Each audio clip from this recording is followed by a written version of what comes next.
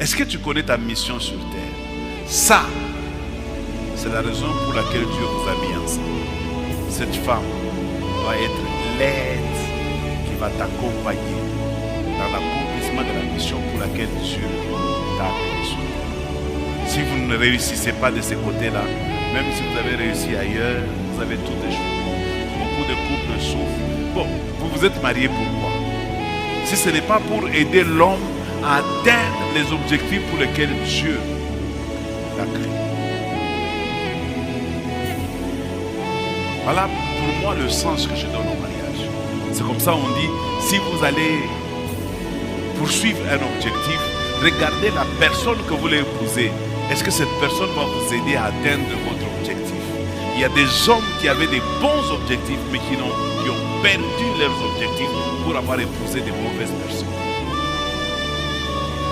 C'est vrai, c'est vrai. Même la femme aussi, quand elle vient dans le mariage, elle a aussi la raison pour laquelle Dieu l'a envoyée. Il faut que tu l'aides à atteindre ses objectifs. Parce qu'il y a aussi des femmes qui ont épousé des maris qui ont étouffé leurs dons et leurs talents.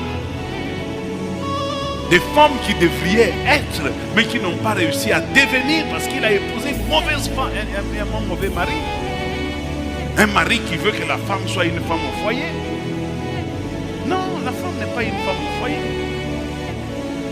Que Dieu vous donne assez de moyens, engagez des travailleurs chez vous. Un jardinier, un qui fait la cuisine, un autre qui lave vos habits, n'est-ce pas?